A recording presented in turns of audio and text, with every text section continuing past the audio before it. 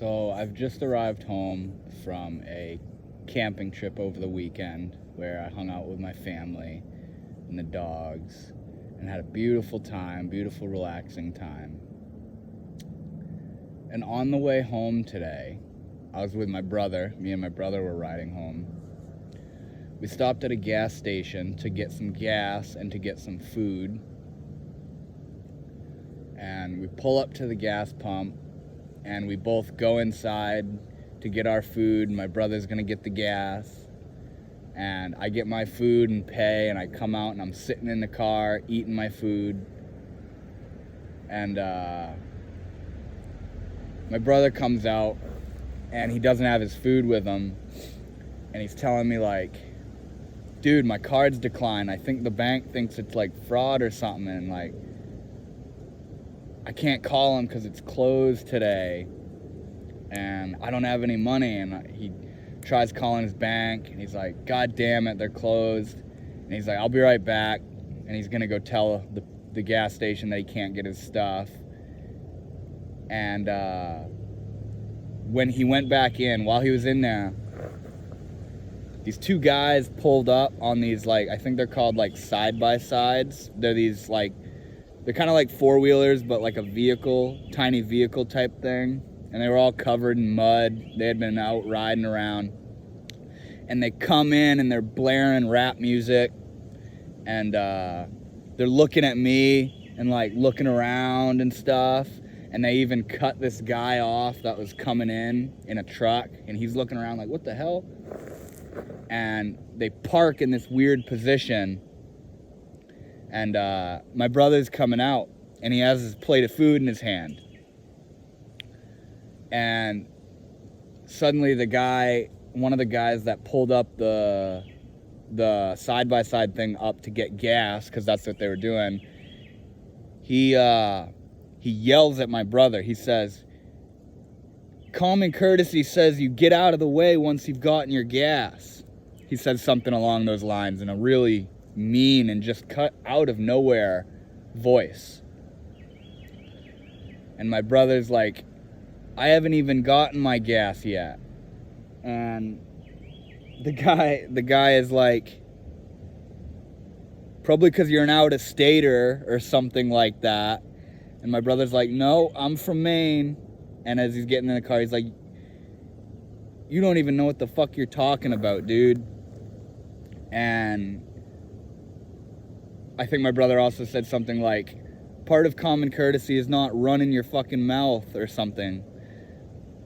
And the guy's just like, yeah, doing his thing, laughing, talking to his friend, goes back to what he's doing. And my brother gets gas, goes inside, pays, and then comes back out and gets in the car. And he's like, dude, what a world. Like, I just went into that gas station to tell them that I couldn't pay. And this guy pays for my food. And he's like, here you go, dude. I got you. And then I come out of the store and this guy starts fucking yelling at me, you know? And the whole time, the guy that yelled at my brother is there like, he's talking to his friend. He's like, all right, I got my gas. Hold on, I'm going to go get some food real quick. Like, just talking it right up. And, from what my brother experienced, we got talking about it, like, there were just so many levels going on, you know? Like, the compassion of this man in the gas station that paid for my brother's food. And then to come out and be hit with that guy that's just on a completely different level. And from my perspective, there was some interesting things going on as well, because I was just sitting there, I was eating a piece of pizza, I was just looking around, and suddenly this guy pulls up and he's looking around at me all weird, and I'm not thinking anything of it. I did think like, wow, that rap music is loud, and like, hey, did you just cut that guy off? You know, these little thoughts. And I was eating the pizza and I was doing mantra meditation, and when this guy said what he said to my brother, and I realized it was coming out of his mouth towards my brother, like, my blood ran cold. Like, I felt like, who the fuck's he think he's talking to, you know? Like, immediate, like, you want to fucking go, you know? And that wasn't going to happen. Nothing weird. I was just going to sit and watch, like, wow. But I felt complete, like, who the fuck does this guy think he is just talking to people like that? And I'm sitting there, and, you know, I was kind of in this slightly agitated space to begin with. I wasn't in complete bliss and complete neutral happiness, you know. But the second my brother got talked to like that, my situation, which I'm not even going to talk about, we could go into the psychodynamics of it, it's quite silly.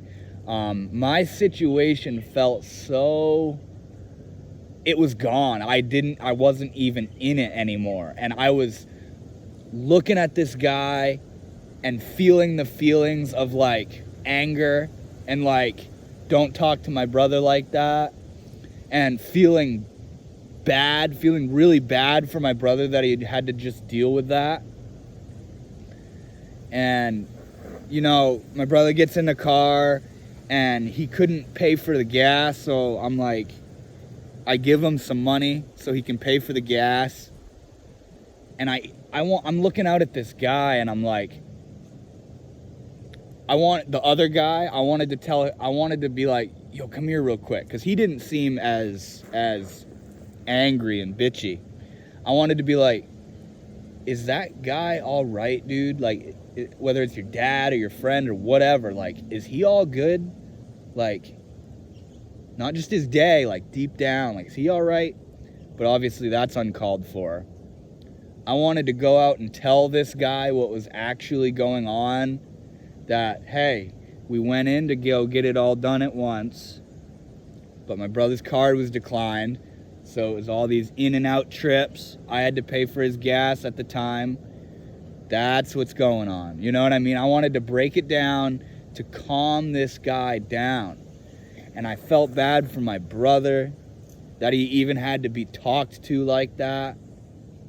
I wanted to go out.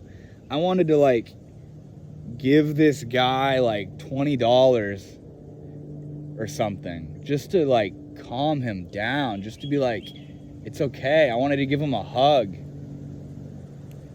And we get driving, me and my brother, we finally leave. And my tiny little bout of irritation that I was experiencing prior to this, what we just went through, was completely gone. And I just felt like love. I just felt like sad, and like I wanted to just love. And like, to the level my brother's like, hey, can you pack a bowl for me? I'm like, yeah, dude, I got you, man. Anything for you, you know what I mean? Like, and I got thinking about, like, great beings like Gandhi or Martin Luther King. These beings that they just wanted love. They just wanted equality in a world that isn't equal, in a world that is so hateful and so righteous and so judgmental and so, in ways, evil and hateful. These beings were just spreading love, perpetuating and creating and emanating love. And I started thinking how that guy that I just saw at the gas station, Gandhi and Martin Luther King and so many other people, they had crowds of people like him that hated them for who they were and wanted to get at them and wanted to make them feel bad and wanted to let them know that they're the wrong ones and they're doing bad and they're weak and they're pacifists and they're their minds are messed up or whatever, you know, like. And I'm thinking, like, how sitting in the car there, I was like, don't fucking talk to my brother like that, you know, in my head. And these feelings of like, who the fuck does this guy think he is? The immediate separation and like, it's a form of, it's hatred, it's anger, it's, you know what I mean?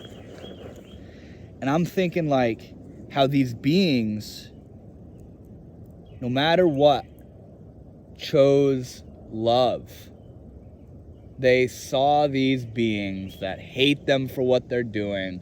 They got judged, they got criticized, they got hated, they got beat, they got jailed, they got so much shit for doing what they're doing. And they still just loved.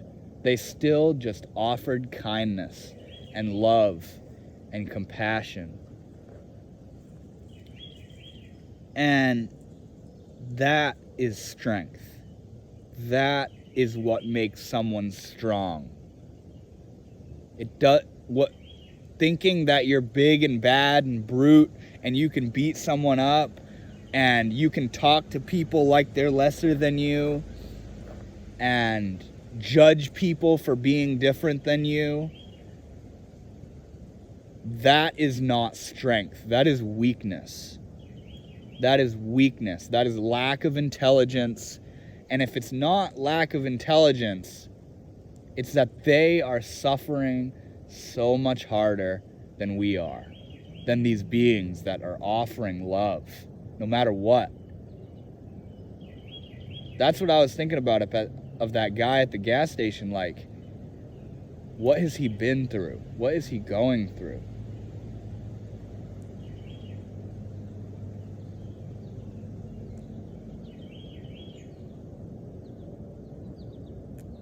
And to be able to just be love, set aside your judgments, set aside your desires, set aside your wants and your belief systems,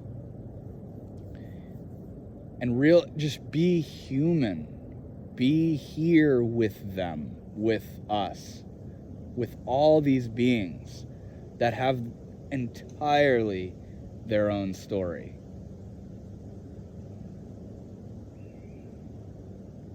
It's truly the best thing you can offer yourself, not just other people, but yourself as well, is to be love.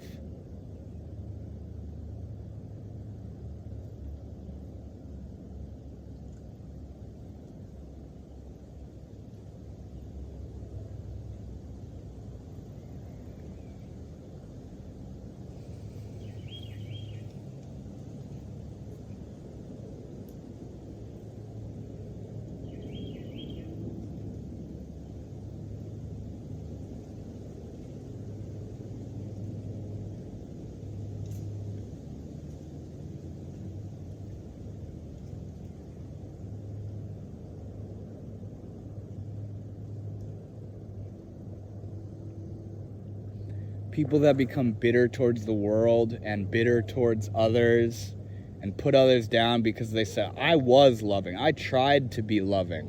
I tried to be a good person. But you know what?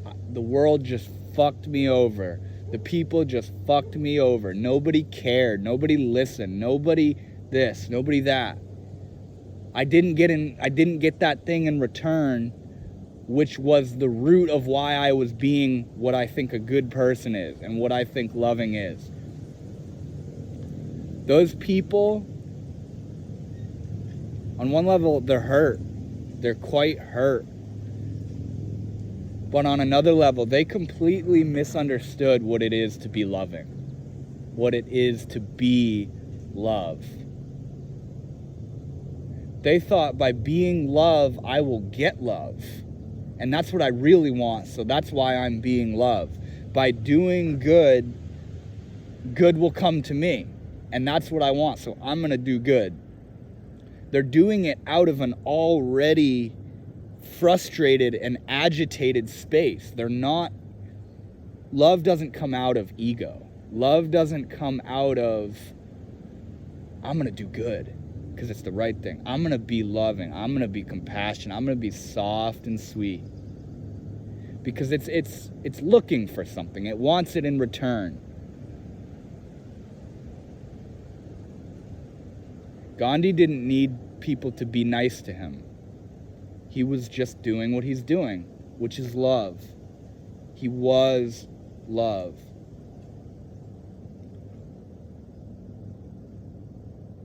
He definitely wasn't doing that so you would be like him and be loving to him, because that's really what he's got going on. No. He didn't have that little hidden matrix of desire. And I'm doing this because I want this. And I'm not going to tell anybody that. I'm just going to act like this.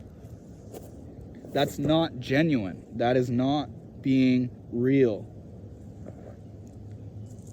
It's being real in the sense that you are showing what it is to be fake.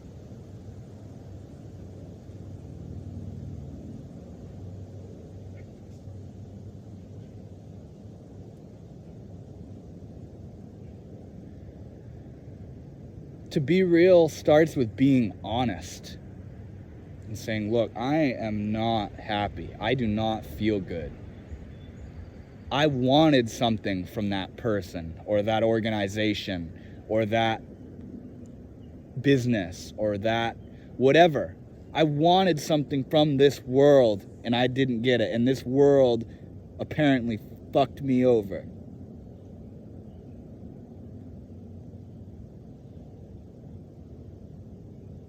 Rather than saying, fuck the world, fuck you, fuck that corporation, fuck that organization, fuck everything, realize you wanted something from them just as much as they want something from you, and that's why things are so clammed up.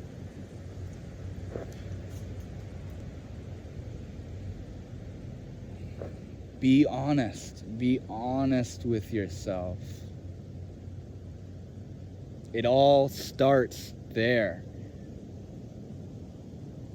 If you aren't honest with yourself, you're just going to keep playing a game of make-believe of this is what makes me happy. They're going to give me what I want. That's going to get me what I want. I'm going to act like this so that they think I'm like that, so that they give me this, so that I can feel this. It's way more complicated, way more complex than just admitting to yourself how selfish you are.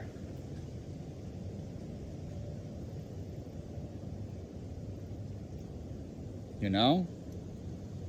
It's okay. It's okay. We don't want to admit that we're selfish because we're so selfish. We don't want to be seen that way.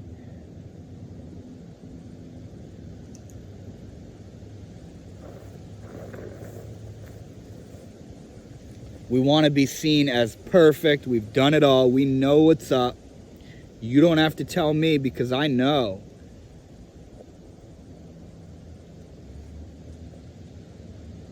And if this is coming off like ranty or like I'm, it's just, I don't know, it's just passion or something. Not really gauging and caring and analyzing how it's coming out. I'm just sharing.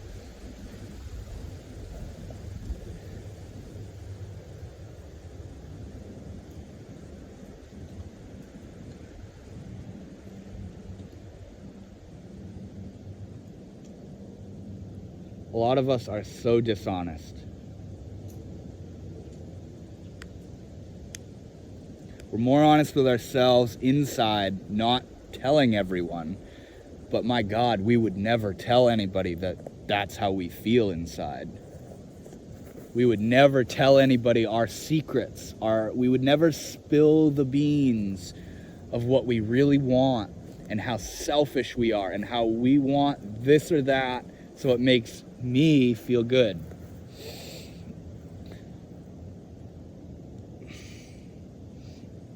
remember being a little kid and you were like lying to your parent, or you stole something, or you did something bad, and you're trying to, they know you did it, and you're trying to make up this story about how no, like I'm good, like I'm perfect, I'm the one you love, Mom, I'm what you want. And then you finally give in and you admit that you were lying and that you were trying to pretend, you were playing this game of pretend, and you feel all sorts of sad and shame and guilty and scared and of the punishment, but you know, there's an emanating warmth and because you don't have anything to, you've been honest, you told the truth, you let them know.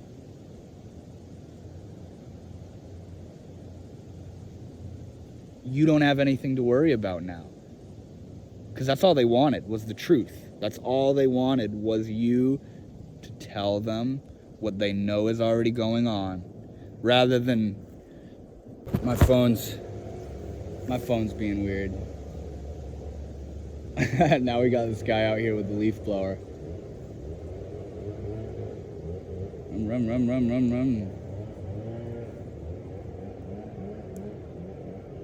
Yeah, my phone's storage is being all weird. Rum.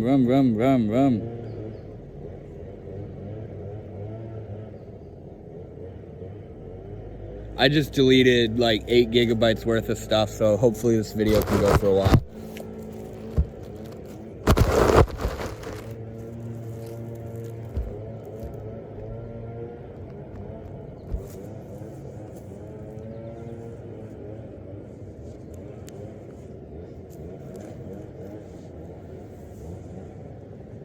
If you guys can hear me. All this stuff I'm saying about ego and how full of attachment everyone is, and you know, the whole thing. Don't ever think that I don't feel these things. That's actually entirely the reason I'm able to even speak of this, is because it's in me. It's right here. It's right here. And if I'm not mistaken, that's what working on oneself entails, is looking in and realizing I am full of myself. I am full of desires. I am trying to extract what I want from this world. I am playing it off in a way that's not true to me, but I want to appear this way. I am full of lust and anger and frustration and sadness and guilt and fear and feelings of unworthiness. Like it's just, I'm nothing. Like I can't get anywhere, you know, like. And looking in and seeing this, seeing how full of myself I am, how arrogant I am and can be, how sad I can be, how lustful and greedy and attached I can be. And I look in and I see this in myself, and I think, like, of course, this is more ego. I don't want to be alone in feeling like this. And I look out and I see everyone around me and I say, like, I think to myself, rather, because these are just the things you don't say in culture. You don't spill the beans like this. I look out and I see all these people, and it's like, you guys really seem like you're like me. You're just like me. You got this persona and all these emotions and attachments, and you want to hide it, and you want to appear good. You want to appear like everything's all right, but everything about your energetic being is just not saying so. And I see all these apparent egos. And I see it right here. Right here. And I want to be like, do you see what you're doing? Do you see how you're just like me? This is what I'm doing. I am, as Alan Watts puts it, I am a son of a bitch out for my own good. Do you see how you're doing that? Or am I alone in this? Is it just me that's greedy and desire and attachment, and I'm doing all this spiritual shit trying to get beyond it, but still right in it, up to my eyeballs, right in it? Are you like this? Do you see these reflections in yourself? Do you see how full of yourself you are? And like I said, you don't say these things to people. Kind of like that guy in the gas station was talking about common courtesy, as he put it so frankly. You don't go around pointing at people saying, you're so egoic. Look how egoic you are. You're so judgmental. Look how you're living your life. Because that just creates so much more of a ripple effect of ego. Where that statement and judgment is even coming out of is ego. Something that feels righteous in itself and is looking out at all these others and saying, you're good, you're all right, you could do better. You'd probably be doing better if you did it more so like I was doing, or maybe you got to go and do that, or, oh, look how attached he is. He doesn't do anything good for himself. Like, I hope he's all right, said righteously, you know? And yeah, it's just all this stuff that I'm sharing of ego, and it's right here. It's right here. Don't think I'm beyond it. Don't think I'm something special. I am just like, I was going to say just like you, but I am just this. And I hope you can relate. I hope you can, maybe not. Maybe I hope you don't relate. I hope you're completely beyond it. I hope you're completely free. Not having to be so egoic.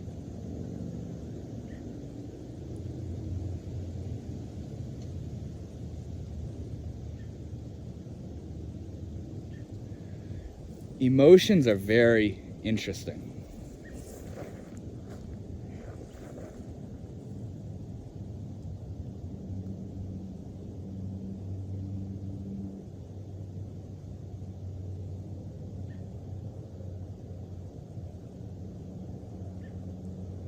If you look in, you see one moment you're happy.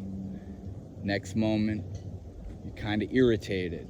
Next moment, you're chilling again. Next moment, things are funny. Next moment, you're irritated. Next moment, you're looking for something.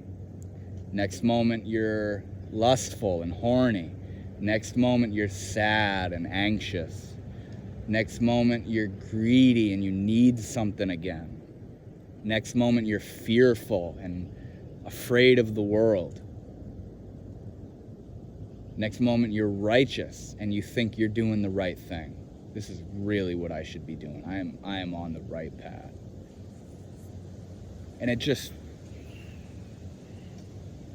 is a cycle. It's a cycle based entirely off of this thing and this thing.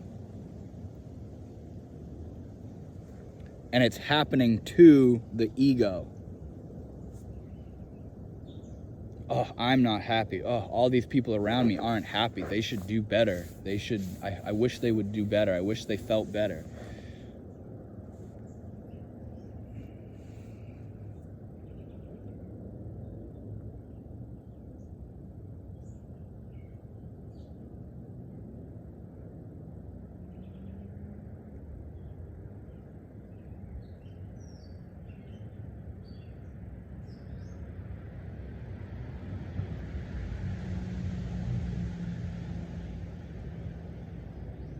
And like I was saying earlier, being love, which is really what we want, like, at the end of the day, we just want to be happy. We want to feel good. We want to feel good. Because when we feel good in entirety, the self sort of falls away and it's just a going. Life just happens. But that's because you become life. In love. Not in love with something or someone, but you are love. It starts with telling the truth, not going around and spouting it out, though. That's not what I'm talking about, but to yourself. Not denying your pain any longer.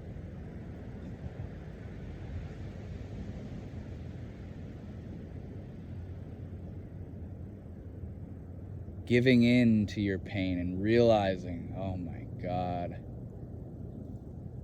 what am I doing? Why even bother? And that might sound like nihilistic or like a depressive thing, but that's how a lot of people will look at it when they begin to face the reality of their own ignorance, of their own ego and arrogance and attachment. And like I was saying a moment ago, they would never spill it out. They just sit there in complete agony.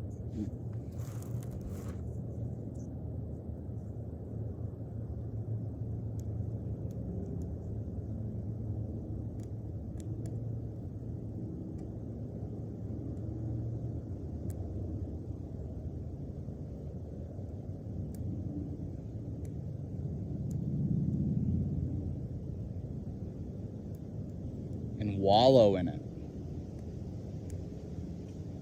as someone that suffers. And when we look into why do I suffer, we only kind of scrape the surface a little bit, the surface level of it. Why do I suffer? Well, these are the circumstances, and I wanted this and it didn't happen, and they said it like that, or they did that, so I'm suffering. Oh, but it's so horrible. Go away. I don't want this. And in time, we'll quote unquote stop giving a fuck, but really our emotions and our emotions are changing, which motivate our thoughts into different thought streams. And we'll say something like, I don't give a fuck, but really we're still in the same rat race, and we're bound to get depressed or sad or scared or suffering again, because we didn't look deep enough. We didn't sit with the truth of why we suffer, of why we feel so bad.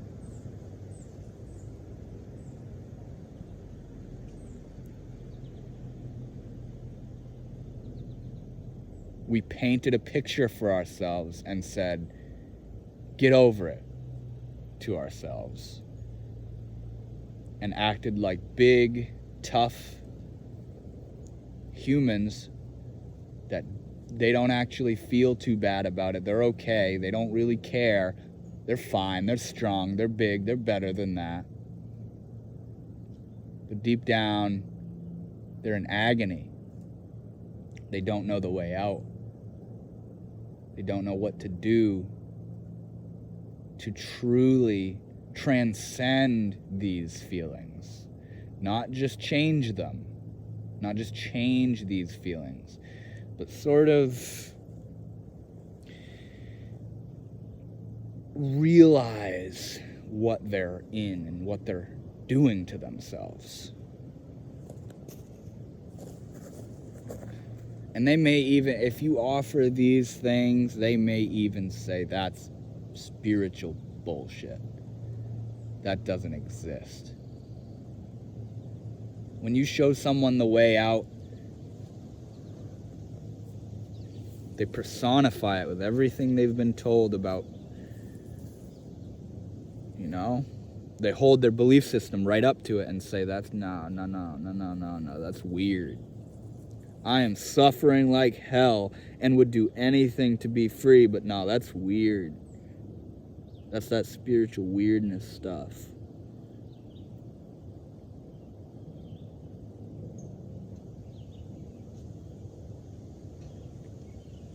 That's too deep. It gives me fear.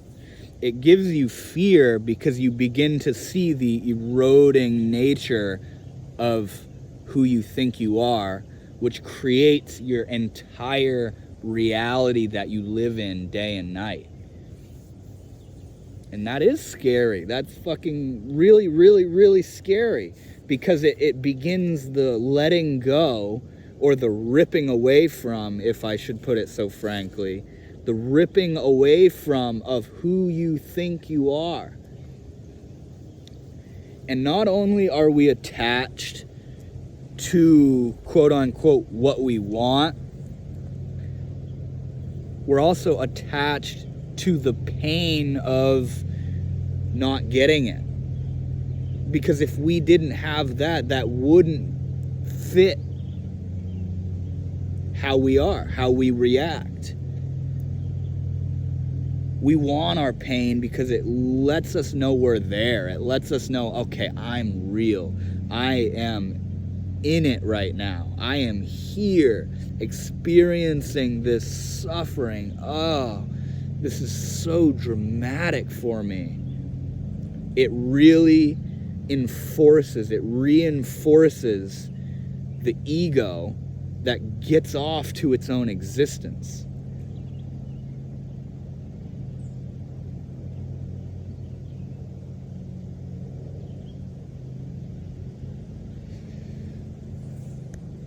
But the letting go of the ego is when we begin to really emerge.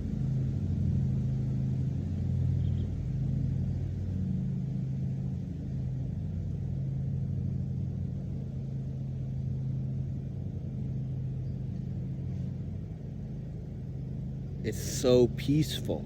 It's in love with itself. Because there is no self, and it just is loving.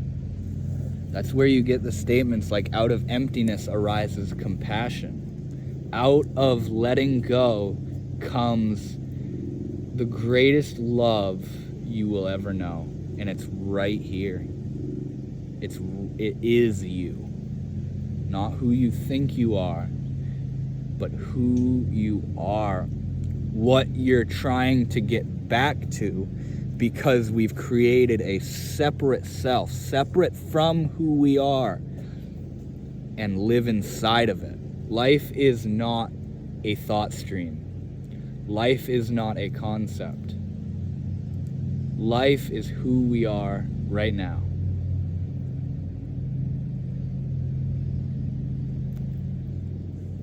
Life loves who you think you are. Life loves your concepts. Life loves your pain. It's there for it. It understands you. You know, period. That's it. You know. You are. And when we really, really dig that, dive into it, it all falls away, guys. All that will come out of us is love. Spontaneous acceptance of everything. No more ego games. No more head trips. No more searching for meaning. No more searching for answers and approval and putting down, because who you are, who we are, is the whole thing. It's here for this little ego that we've created for ourselves. It's not waiting. It's not going anywhere. It doesn't appear and disappear. That's an illusion to the illusory ego that I was with my true self. I forgot who I was, and I was in peace, and who I actually am is waiting for me, or all these things. No, it's right here.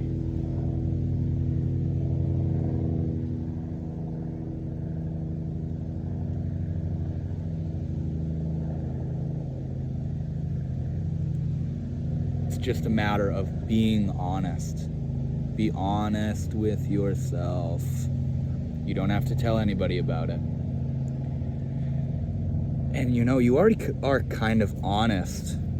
We really are. I mean, once again, this is just my own reflection. We are as honest as can be inside of our heads, but we deny it. We reject it. We push it away. We say, oh, no, that's an arrogant thought. I don't know. I'm not going to act like that. Even though that's what I want. Like, I'm going to do it anyways. I'm not going to think about that, because it's seeing your own ugliness. It's seeing your own slimy nature. How deceitful you are. How not faithful and compassionate you are. You may act like the most compassionate being around, but inside you're wondering why you're being so compassionate. And you know why. Because it makes you look good. It makes you feel good. It makes others think you're something special. All this really hard-hitting truth stuff. Conceptual truth, not truth in the sense of like this bark right here.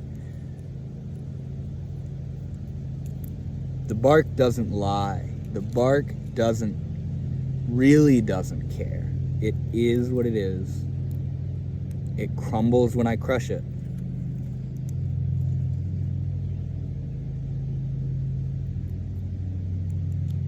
And it is love. Every bit of it.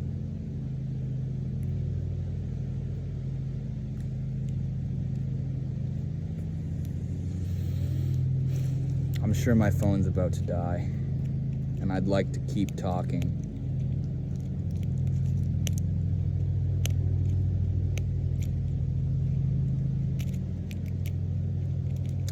But I think I'm gonna end it, and I hope you guys enjoyed. It was kind of ranty, but from inside it just felt like telling the truth. The conceptual truth, telling how I feel.